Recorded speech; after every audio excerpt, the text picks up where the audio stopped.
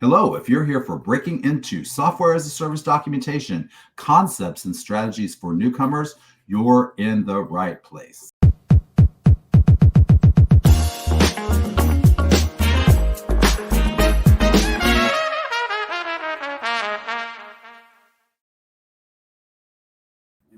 Hello, my name is Scott Abel, and I'll be the host of today's Coffee and Content. Usually my co-host Patrick Bozek is here with us, but he's not here today, so we'll carry on without him. I'd like to say hello to our guest, Alina. Alina, can you hear me?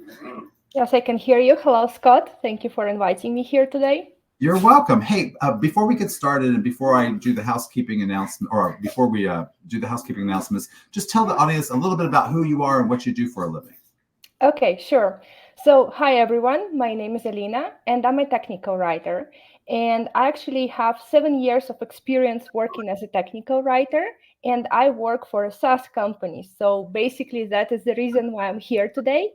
And I'm going to share my experience, and I will be happy to answer to your questions if you are actually thinking about starting your career as a technical writer. Excellent. All right. Well, thank you for that. Let's just do a quick review for the people who may be new to the Bright Talk platform that we're using for broadcasting today's show. So if you're new, you should know that we don't have access to your camera or your microphone, which means we can't see or hear you during today's show. We are recording today's broadcast as we do with all the Content Wrangler webinar series shows. You can come back using the same URL that you're using to watch today's live show to watch a recording will be made available about 30 minutes after the end of today's live broadcast. Of course, this show, we'd like you to ask questions. In fact, it's something we want you to do. You can do so at any time by scrolling down beneath your webinar viewing panel to the Ask a Question section. Put your question in there, click the button and send it in to me. I will queue up as many as possible and try to get answers with the time that we have available on today's show.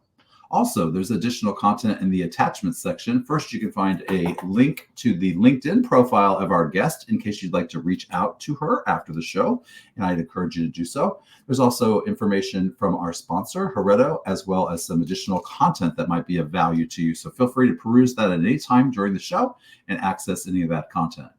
We're not going to have any polls today, so we'll skip that, but I will ask you to provide a rating at the end of the show. So before you leave today, if you'd use a 1 through 5 star rating system located beneath your webinar viewing panel to tell us what you thought of the quality of the information provided by our guest today. 1 is a low rating, 5 is an exceptional rating. There's also a little field into which you can type some feedback that we share with the presenter, so feel free to do so at the end or whenever you need to leave today.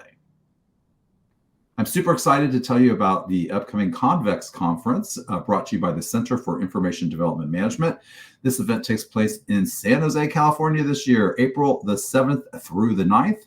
It's an amazing event filled with 300 to 400 of your peers. This is a great place to learn about technical communication practices, innovations, and disruptions. You can also check out their exhibition hall and see the technologies in action, even get a little demo here and there with some of our software company vendors. And you can save 10% off the cost of registration at this conference when you use our discount code TCW at checkout. That information is available in the attachments section below your webinar viewing panel. And thanks to Hereto for being our sponsor of the Content Wrangler Content Strategy webinar series. I can barely say that. We'd like to let you know about Hereto's State of the Customer Self-Service Survey. You can take that survey by scrolling down in your webinar viewing panel. You'll be able to talk about a little bit, share your feelings about self-service and how documentation self-service is happening in your company. The folks at Hereto will put all that together and release a report later that captures all of the results from everyone that participates in the survey. It's just a few quick minutes to take the survey. It's super easy. I took it myself. It's not cumbersome at all. So definitely check it out and participate. And Hereto has another offer for you. They're offering a free help site assessment. So if you publish on the web all of your documentation so that your users can get to it and provide a self-service, right? Find the answers to their own questions themselves. We want to hear about it. The folks at Hereto are offering a help site assessment that's complimentary. They will use the criteria from the Cody Awards, Best Knowledge Center criteria to judge your site. They will give you some suggestions on what you could do better and tell you what you're doing really well. It's a nice opportunity to learn from a third party. It's free, and you can capture your opportunity to have your site assessed just by using the link in the attachments section. So scroll down a little bit and look for complimentary help site assessment. All right, so we've covered this already about the webinar feedback. So just before you leave today, I'd like to encourage you to do that. And then we're going to jump right into the interview now. Okay, so Alina, I've got some questions for you, and I know you're ready to answer, so thank you for being here. For those who are unfamiliar, how would you describe what the word software as a service means? What is software as a service? Well, software as a service is a cloud-based delivery model where the users are actually accessing the software via the web browser or their mobile application on a subscription basis without an actual need to install or maintain the software on their local devices. Lovely. That's super straightforward.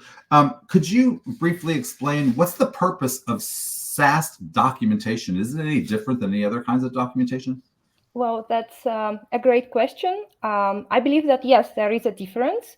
And first of all, SaaS documentation is created for the users, developers, or internal users of SaaS products. And the main goal is to support and provide information on how to maintain, set up integration, and how to use SaaS products. When you say that it's not only for the users, the typical user group of developers, but business users or other kinds of users, could you give us an example of the kinds of roles that would rely on this documentation that are not developers? Mm-hmm. Well, yes, definitely, because basically sometimes when the companies are thinking if they want to purchase a particular SaaS product, they also might request the company to share some documentation. And it might be that, for example, a financial director or an actual executive director also would like to see the documentation to get familiar with the product. So in this sense, it wouldn't be a developer or an actual end user. It will be the person who is in charge of making a decision if the company selects this SaaS product or not. Oh, lovely. That makes a lot of sense. So I think that supports our argument for making your content as rich as possible so that it can be discovered on the web by business users who are trying to make these decisions. Would that be fair to say? Yes, I think so, because there might be, as we mentioned, there might be a need to discover if actually the company really needs to use this SaaS product, because the market has a lot of opportunities. And in this sense, I really believe that documentation can be a competitive advantage that the company can use not only for installing a software, right, but also to support the sales process. Yeah, that makes a lot of sense too. And I don't think that people always come to that conclusion at the beginning. I think it takes a little time to think about how people use the web to research products and how they may stumble into your technical documentation site. So let me ask a different question and shift gears for just a second. If you're a technical writer, what are some of the unique challenges that you face trying to document software as a service products? Okay, yeah, well, that's also a great question, because I believe that when a technical writer works in SaaS environment, it might be challenging due to various reasons. And first of all, the SaaS nature is to develop the product and to have constant and rapid updates, which actually means that the technical writer needs to be adaptive and need to ensure to have a good collaboration with the product and development teams in order to stay aware of these updates that are happening with the product. Another thing is that, as we already mentioned, there might be different needs of documentation, and it might be a case when a technical writer has one Jira ticket to create an onboarding guide that will be basically used by developers. And on the same time, the same technical writer might have another project to create some sort of how-to guides that already would be devoted to the end user of the SaaS product. So to sum up, SaaS environment creates the challenges due to rapid updates, and the technical writer needs to be adaptive enough to keep up the speed of work and be sure that you actually can create different types of technical documentation that might be requested by the company. Thank you. That makes a lot of sense. What do you think the technical or maybe even non-technical skills that are needed or their must-haves for a technical writer who wants to work in a SaaS environment? Well, I really believe that, yes, basically a technical writer needs to have technical and non-technical skills, as you mentioned. First of all, when entering SaaS environment, it's really good to be aware of existing cloud models. And it also will be beneficial that the technical writer has an idea of how APIs are working, and maybe to have some experience with Git systems like GitHub or GitLab. And besides that, it's important to be aware of your speed of work, to be able to organize your time efficiently. And of course, as it should be mentioned, you have to have good writing and communication skills. Where do technologies like Markdown, understanding Markdown, fit into the mix? Is that something also that a technical writer must have?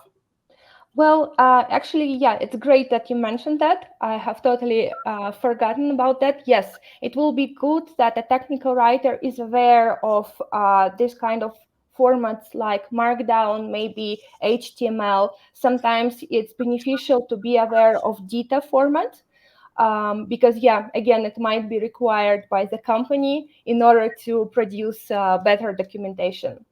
Right, right. So I think what you're saying is while a company may start off not using an XML specification when they first start to create documentation, as they grow and they need to scale up, they might need to change. And so it would be helpful to understand those concepts beforehand so you could make a content strategy to plan for that, I think is what you're trying to say. And does that make sense? Well, yeah, I mean, in some sense, it's like good to be aware of these concepts. But on the other hand, we also understand that, for example, there might be a person who has a great writing experience and already has been working for business or for some IT companies, and this person might not have all of this technical knowledge from the start. So in this sense, I think it's like, okay, not to be afraid. And probably my advice here will be just to be open to learning new things, and to keep in mind that, yes, the situation in the company might change. And one day your manager might come and say, okay, we're actually doing the migration. So from tomorrow, you will need to start using a new tool where you need to know Markdown. And the technical writer should not be like sad or worried about it, just to be open to learn new things and try new technologies. Yeah, that adaptability thing is Yes. so key there. So since SaaS is so heavily involved in things like cloud computing, how deep should a technical writer that's a newcomer's understanding of, let's say, cloud infrastructure be? How much do you need to know before you can dive in and be useful? Well, that's another great question because, yeah, honestly, the deep technical knowledge is not like a hard requirement for a technical writer. Though, as we mentioned before, it's really beneficial to be aware of these concepts. And my advice here is prior going to an interview with the company, make sure that you are actually aware of these concepts, because it's like easy to use ChatGPT or just to make some sort of research in the internet just to get the basic information. But I think it's also important to mention that there are different SaaS companies, and some of them are actually creating the products for developers. And this kind of companies, they would be probably looking for a technical writer with deeper technical expertise. So in this sense, I think it's also important to understand what are the company needs. And when you are preparing for the interview, I really recommend everybody to check the About section to understand more about the company, to check their product line, product line, and actually to check if they already have existing documentation that will help a new technical writer to form a better understanding of what you're actually going to talk about. Great idea to kind of scrutinize the existing documentation. I think that's a really good suggestion. How about specific technical topics? If you were going to give advice to a technical writer, what should they Google and learn about if they want to learn how to get a job in a cloud computing company? What concepts do they probably need to Google and know the basics about? Mm-hmm. Well, I think it's important to look for some articles that basically explain the general idea of cloud computing. And basically, you can look for some YouTube videos that give some brief explanation that will be already great. Another thing, as we mentioned before, I still believe that it's all the time beneficial to learn something about APIs, because if the company is creating developer material, developer documentation, most probably understanding of API principles will be necessary. So in this sense, I really recommend searching for material that explains basics of API.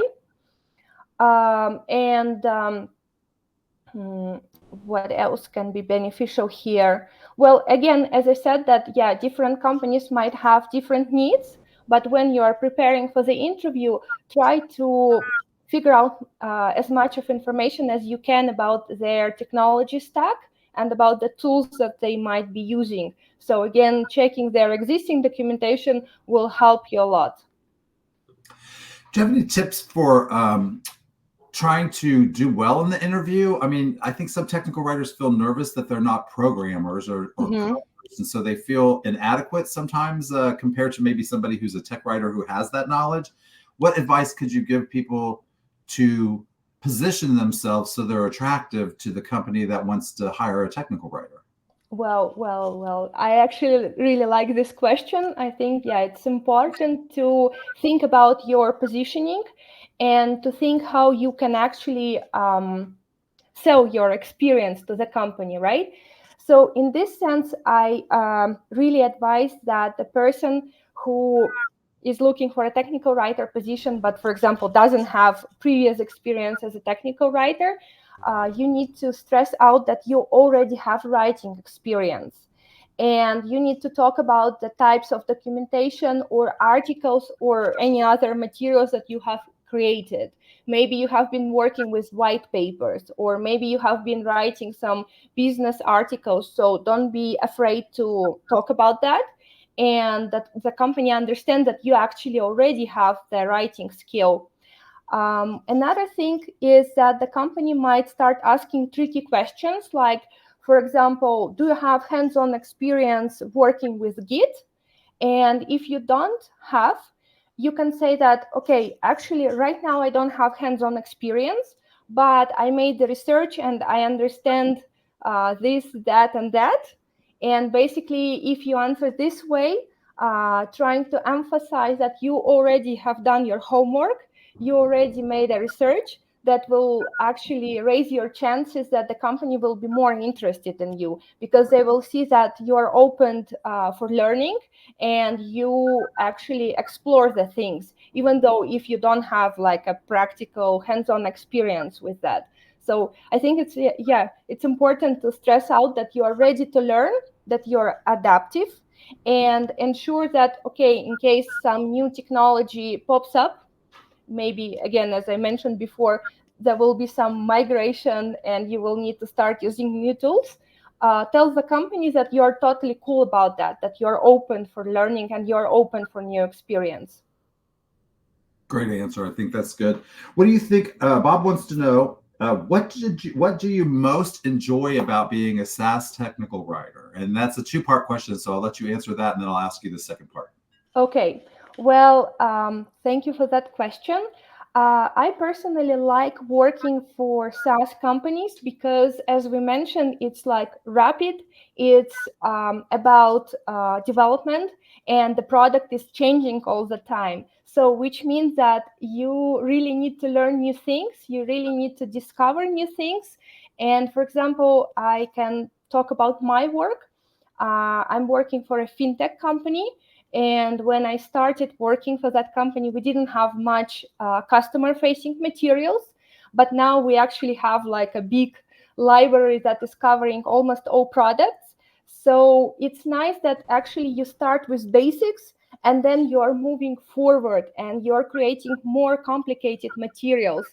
And basically for me, it's also the way to see that I'm also, growing as a technical writer, that I'm learning new things. I'm capable of understanding and documenting some complicated concepts.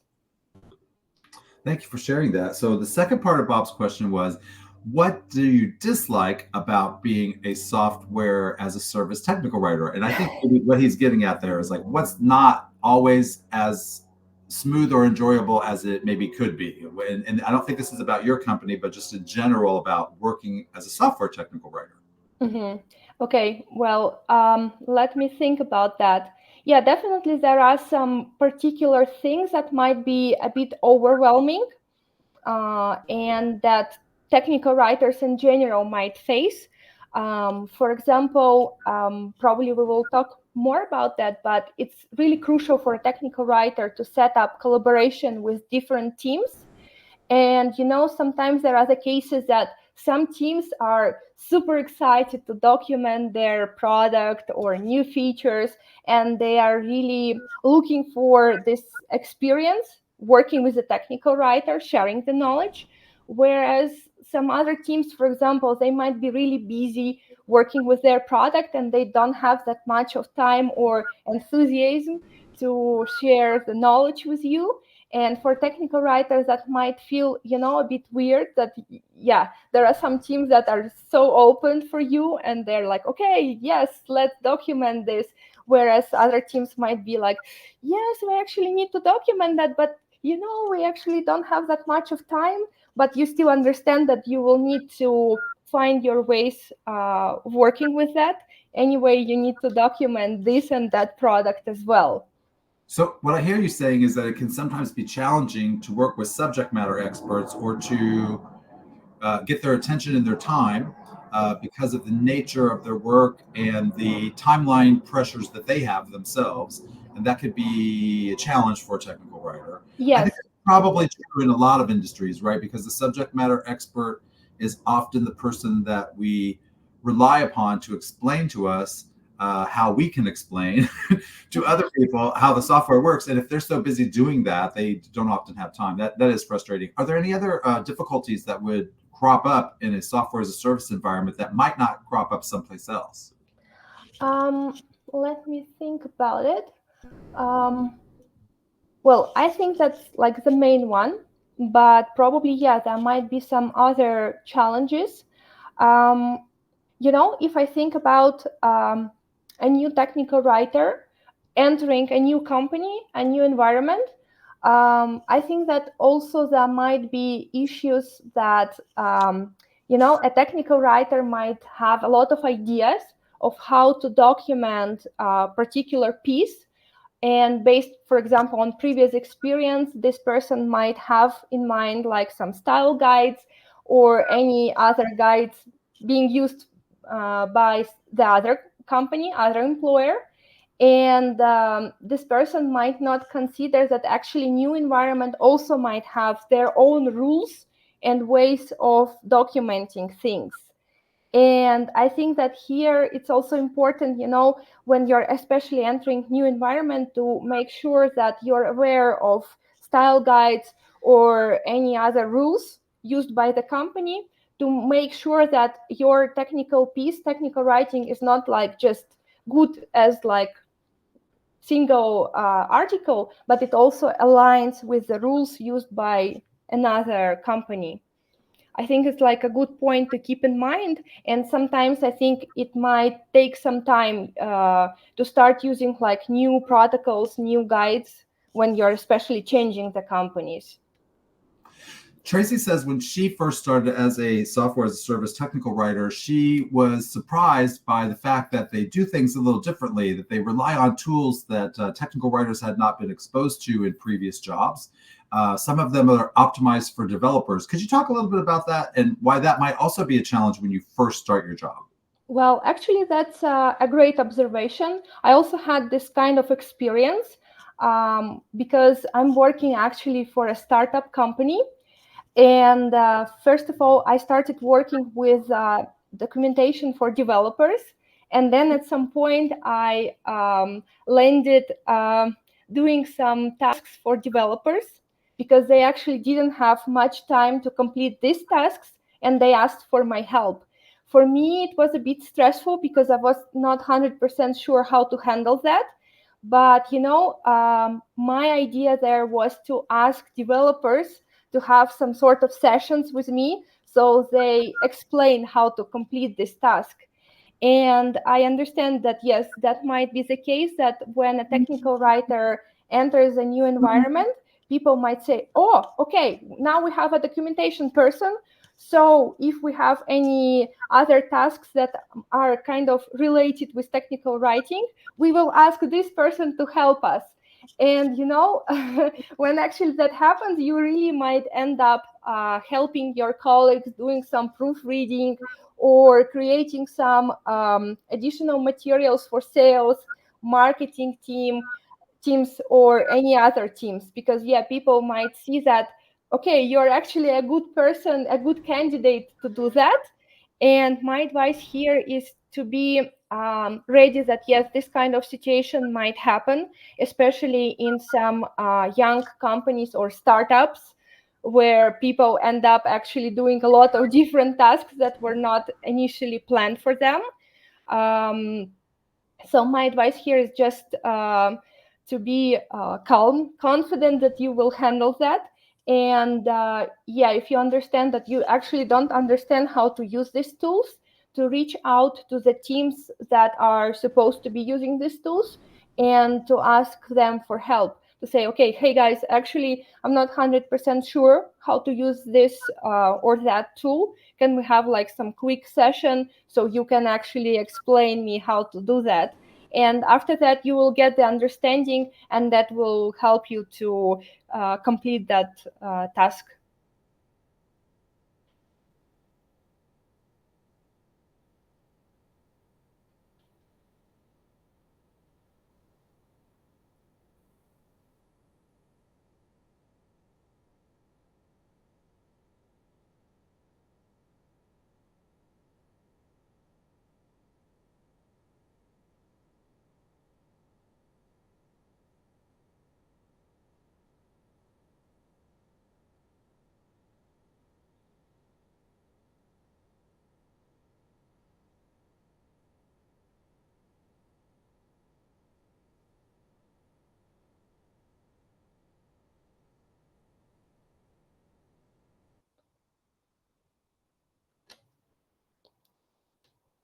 Scott, can you hear me?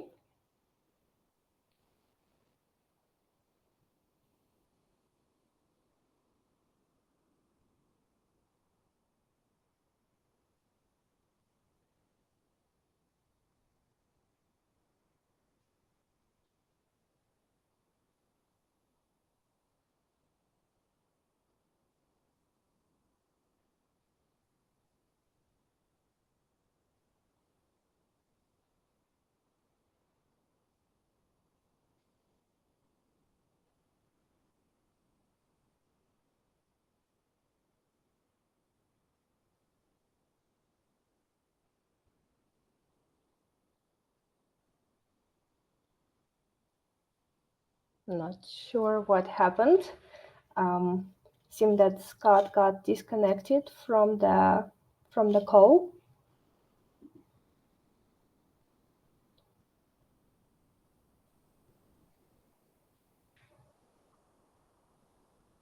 Yes, I think that Scott actually got disconnected from the call. Most probably he will get back. Okay, so probably while we are waiting for Scott, I guess I will take another question.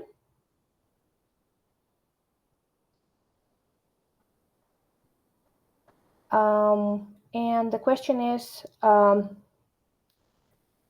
what learning path would you recommend to someone, former print journalist, who wants to be a SaaS technical writer? Well, I think that's actually a great question because, yeah, I have in mind some ideas that might help you.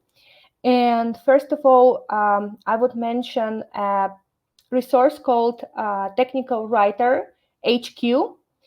That's a great platform where you can complete certification for technical writing, for knowledge management, for UX writing, and also for AI writing.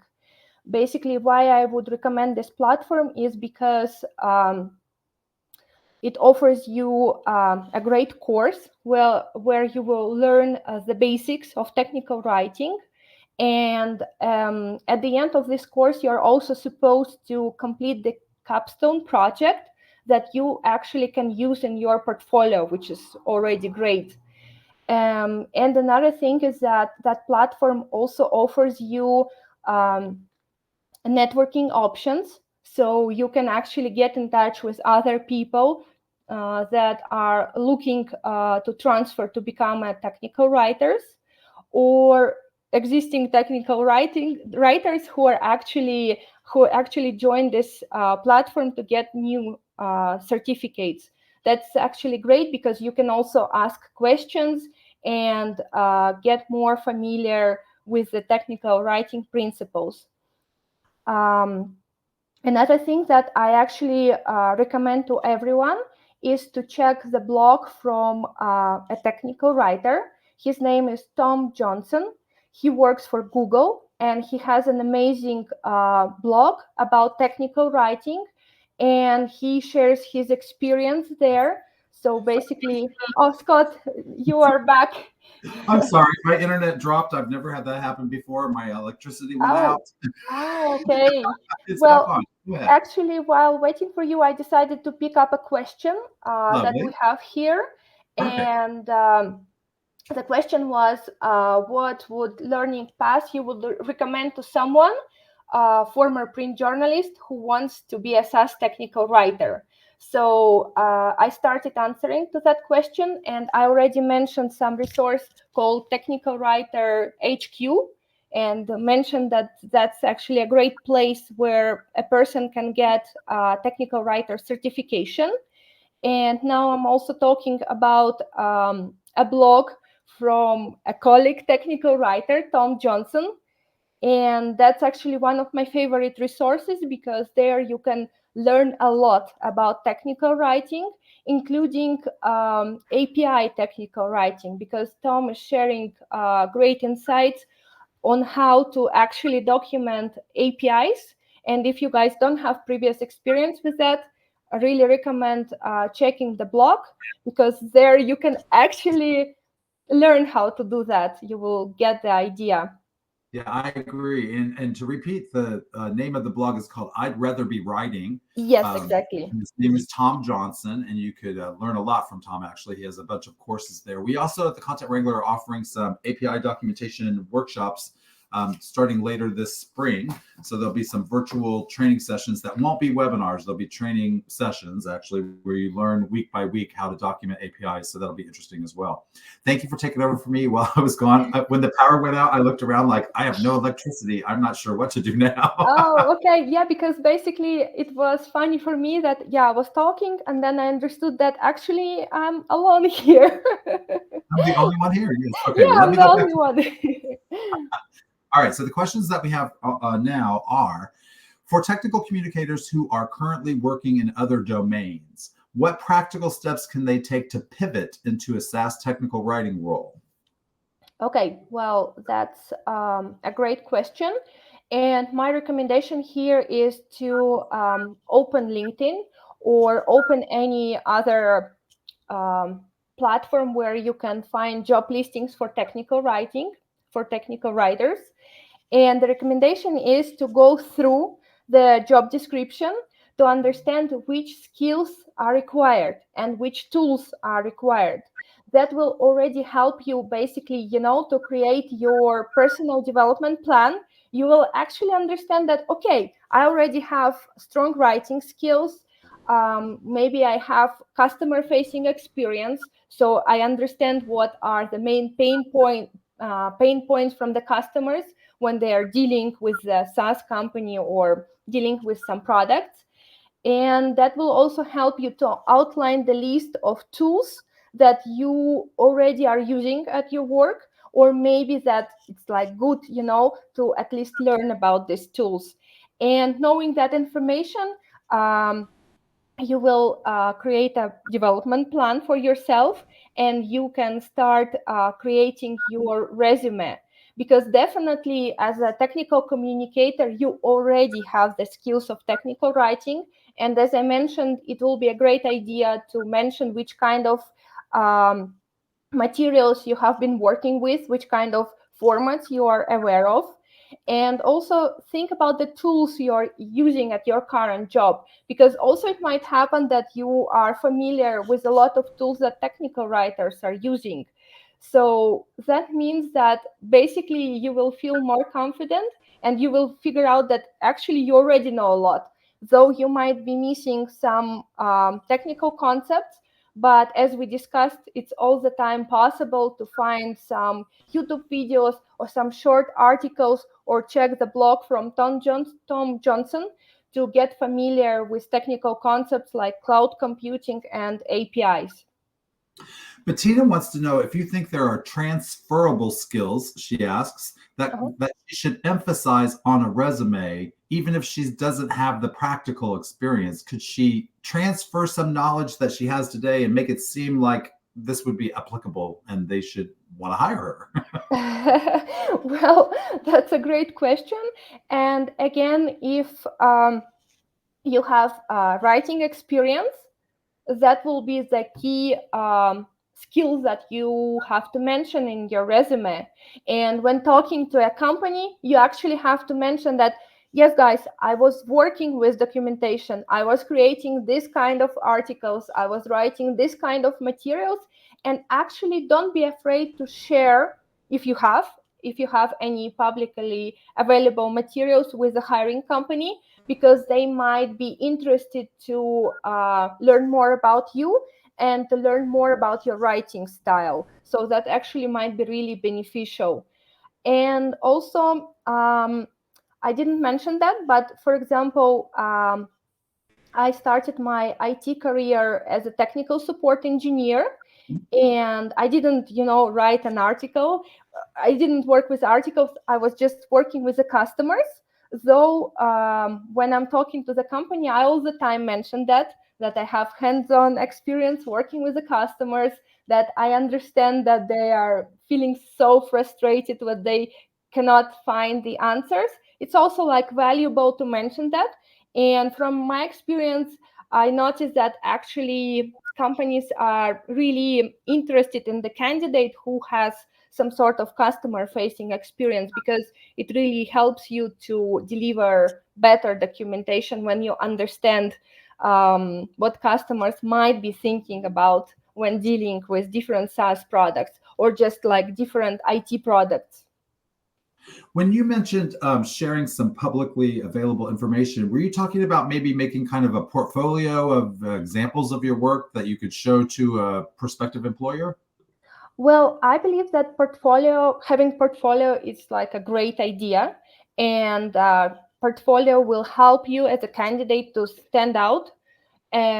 Absolutely. And yeah, if you have, again, some articles, include them to this portfolio. Though, if you don't have like portfolio, or you don't have much time to work on that right now, don't be upset, because from my experience, a lot of companies, they actually want to test you as a technical writer. And it's also really possible that they will tell you that you need to complete some sort of technical assignment, or sometimes they call it like technical writer challenge, because they want to see if you can adapt to their documentation needs. So I just want to mention that, so people are familiar with that, and that you are actually not afraid of that, guys. Because yeah, if a company tells you, okay, we saw your portfolio, but anyway, we will send you some sort of test assignment. If you feel that it's your company, say, okay, I will do that, and don't be afraid to take it. Is there anything that you should avoid? Like, is it too much to ask of candidates to do these tests? It seems like they're doing work for no money and maybe a lot of wasted time. What's your thought? Well, that's an interesting question because from my experience, a lot of companies are doing that, and a lot of companies are actually not, ready to skip this step. But yes, sometimes it might feel a bit overwhelming, and sometimes, yeah, you also might get concerned that actually the company is trying to use you to complete their own tasks. So my suggestion here is to read about this company, to check and maybe ask your friends if they are aware of this company, aware of their processes, just to ensure that that's not like some sort of scam.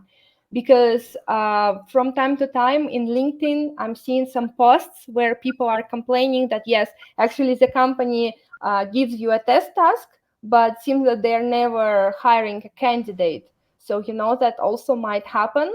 So to prevent that, while having an interview, ask, for example, why they want to give you that task, to ensure that it's not some sort of scam, that for real they want just to test your technical writing abilities.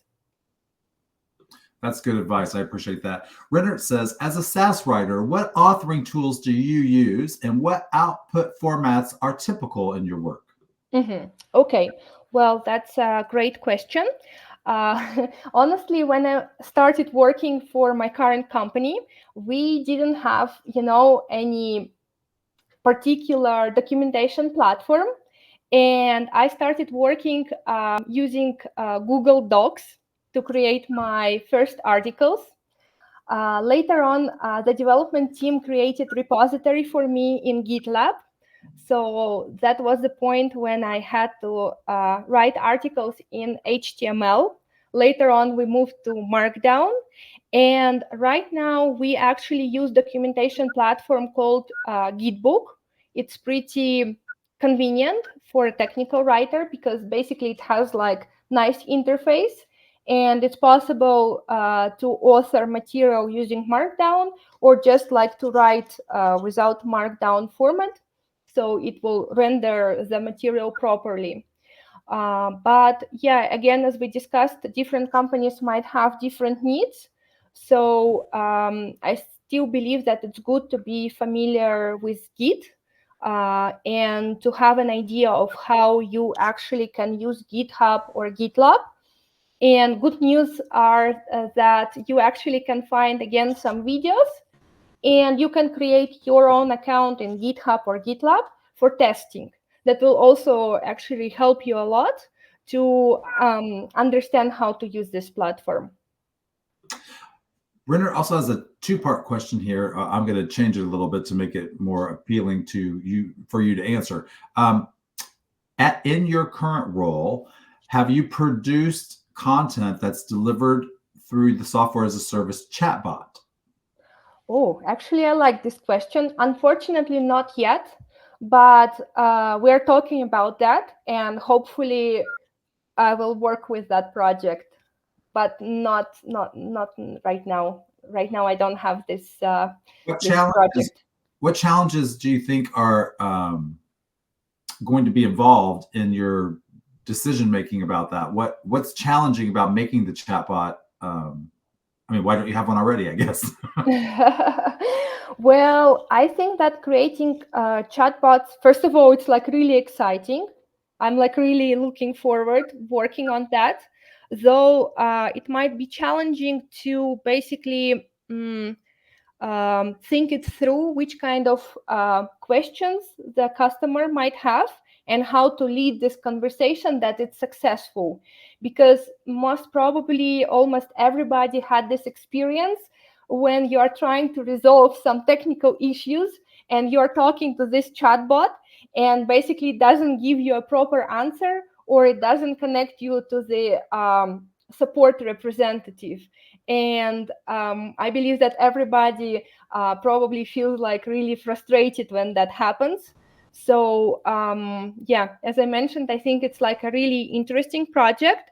that might require some additional updates after the chatbot is actually live, in Yes. order to align and adjust to make sure that actually we are providing good customer experience. Exactly. And I think that's the important thing, is the customer experience, or in this case, the developer or business user experience is paramount, right? Because if they're not successful, they can't use our products, they can't use our APIs, they can't use our software. And we need them to be. I wonder if there's also maybe something to be said about the emergence of AI in this particular instance, because I watched a software as a service company that had been very excited because they put a chatbot that was AI powered on the front of their documentation. And then they invited developers to come in and ask questions of the now AI powered chatbot. And because documentation was, how do I do this? Or what is the parameter? What is the code, right? And can I get a code sample? Those things are facts. And so whenever a developer asked the AI-powered chatbot for those facts, the AI chatbot gave them the facts back. But when the developer said, why should I do that? Or what happens if I don't do that? Or I want to do this instead of that. What should I do? The chatbot cannot give them an answer, because it could have hallucinated, right? It could have made up one. But the way that this company controlled the content was, they said only facts can come from the documentation. You can make sentences from the internet. So you can learn about language from the internet and then write an answer, but the answers need to be based on what is in the documentation. Well, our documentation does not include articles about why or why not or what happens if. And so they've learned now that they need to put that kind of content into the repository with the API documentation. And now when the developers query it, the system has a better chance of providing a useful answer that prevents the developer from leaving and going to Google and finding some other resource. And so talk to us about that. Why is the completeness of our documentation so important to developers? And do they really, in your experience, go other places if they can't find the information in the documentation? Well, that was actually really interesting and insightful. I was also, when you asked me the question about the chatbots, I also was thinking about that basically when we are thinking about chatbot, we're thinking about probably end user that will ask how to question, and not all the time considering that there might be, again, another documentation consumer that needs to know more. And yeah, as you mentioned, if that's not documented, this AI model is not capable of answering other questions like why or what are the outcomes if it's not documented. Well, about developers, I believe that yeah, that might be a question when a developer is actually not finding the information that they need. They might feel like really frustrated. And from my experience, we actually came to the agreement then that when we are working with developer documentation, we all the time are providing actually code samples that developers know exactly what we are talking about. Because without code sample, I think for developer, it also might be a bit frustrating and difficult to understand exactly what this article or instruction is talking about. And I also can share this kind of information that my husband is a senior software developer. So from time to time, we're talking about documentation. And he also shared with me that, yes, sometimes it's like really frustrating that he finds like a huge article, like a lot of text, no code samples, no schemas. And basically, he cannot find the answer to his question. That's exactly the point when he starts Googling it and trying to figure it out using other materials. Yeah, and the risk, of course, is maybe not always aware of technical writers, but when we don't provide them with the information they need, they go elsewhere to find it. And guess what? Criminals know this. And so criminals know that developers will leave the documentation and they will go to Google and they will end up probably in a website like Stack Overflow with a lot of other developers talking and trying to help each other. But the criminals know that the developers are looking for an easy answer, so they give them an easy answer that has malicious code in the answer. And then when they copy it, they paste it right into your solution, and now your solution has a cybersecurity risk. That I think is one big reason why technical documentation needs to be complete. It needs to have the best available information for the developers so we can prevent them from having to go to another resource. That's a whole nother show in itself. Justin has a question that's really good, but I don't know that I can ask it without prefacing it. So let me rephrase the question. Are you currently migrating content from traditional markup formats and into interactive developer tools? Well, let me think how to answer to this question. Because, yeah, as I mentioned, we started with Google Docs because we didn't have any proper platform. Then what happened is that I actually had to migrate our Google documentation into HTML format in order to put it to the GitLab and to sync it with our developer portal. The developer portal can render this material properly. And later on, what happened is that we basically connected our GitLab account to Gitbook, and we completed like internal migration. And basically, this Gitbook platform offers some migration tool. This migration was not like that great. I had to fix a lot of styling errors because it was somehow adding some additional characters to my articles. But yes, we use some sort of internal migration tool that is offered by Gitbook. I'm not sure if I answered this question like exactly, or yeah. The question was, with the increasing use of non-traditional content delivery methods such as product tours and in-app help widgets, what are some of the key challenges you face when writing content for the tools? But he continued by saying, could you share best practices for migrating content from traditional markup formats into interactive tools? And so I want to know first if you even did that, because why ask you for best practices about something you don't do? Yes. So sorry, probably, yeah, that was not exactly what the question was about. In this sense, I was not migrating materials to some interactive formats, though if I think about it,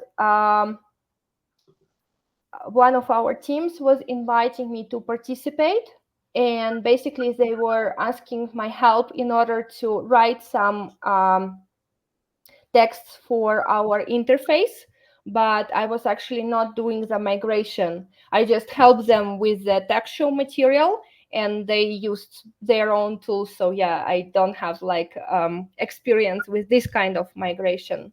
Okay, no worries about that.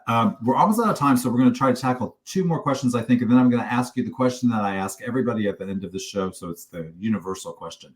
But before we get there, it seems like working on a SaaS team involves lots of collaboration. What advice would you give to new technical writers that are trying to build productive relationships with development teams? How can they weasel their way in there and become part of the collaborative workforce? Well, that's actually a great question because yes, technical writers, they need to collaborate a lot with product teams, development teams. And when we're talking about setting up successful collaboration with developers, my advice here is to, experiment with formats. From my experience, I have seen that usually developers do not like long meetings when you're going parameter by parameter. They would rather prefer to have a list of structured questions because they also might need some time to provide you better answers. And actually, my hint here is to do some sort of homework, to prepare. What do I mean? When we, as a technical writer, start working with a new product or feature, most probably we still have access to the UI, or we still can take a look at the API endpoints or log into Confluence and find some internal materials about that feature. It's actually a great idea to check if there are any existing articles, maybe some internal articles that are explaining the main concepts of this product or feature that would help you to form a basic understanding. And basically that also helps you to create structured questions, because I think that what's important when working with developers, to be focused and to be structured. And when developers will see that you actually come prepared, that will help you to earn their trust, because they will understand that you are not asking some vague questions, that you are actually focused and you already have some background knowledge about this tool or feature. And that really, really helps. That's some super sound advice. I had one question that was directed toward me because of something I said before I was disconnected, I believe, which was that we are currently in the midst of doing our planning for our second instructor-led virtual training for how to become an API documentation writer. Mark Wentowski is the presenter or the instructor for this class. He's offering a course. It'll probably be 6 or 7 weeks. So it'll probably be an hour or so a week, and then you'll have some homework and you'll come back and meet with the course again. I'll have details about that and dates and costs and all of that in the coming week or so. But for right now, that's all we have. But I just want to ask you the last question that we ask everybody. So the question that we ask everybody is, what is the most exciting thing to you in the world of information management today? Well, that's a great question. I think the most exciting thing is that I really like innovation. And I think that's probably the reason why I decided to create my career in IT environment. I didn't mention that, but I have background in management and marketing. So pretty much I decided to create my career in IT. And the main reason is that I understand that working within this environment, you as a specialist all the time have a room for new knowledge, and there is like all the time something new. And I don't know, I really like that. That's a great answer. And it dovetails nicely into our ability to be adaptive, which you recommended Exactly, as yes. special thing everybody should try to be good at. So I really appreciate that answer. Thank you for that. And thank you for joining us today, everybody. Before I close out the show, let me remind you that the folks at Hereto have a survey open right now, which hopefully we'll display here on the screen in just a second.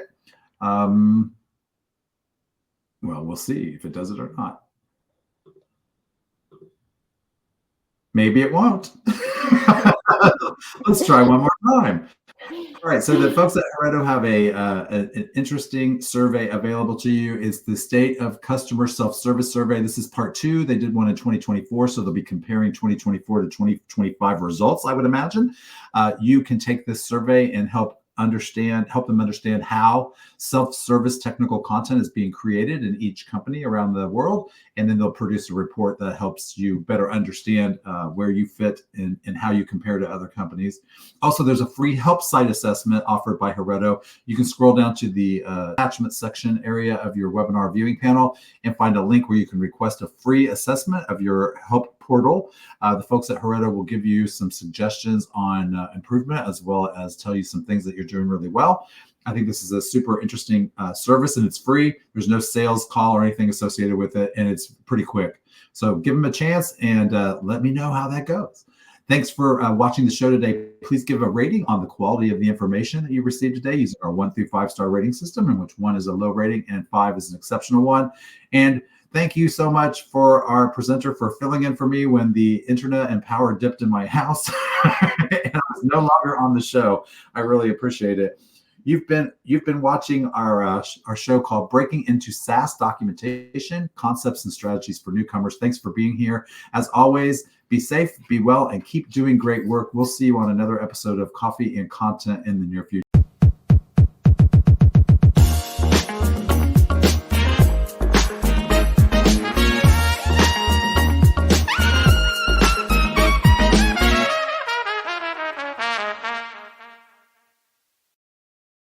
Thanks, everybody, for being here. Have a great day. Bye, everyone. Bye. Thank you.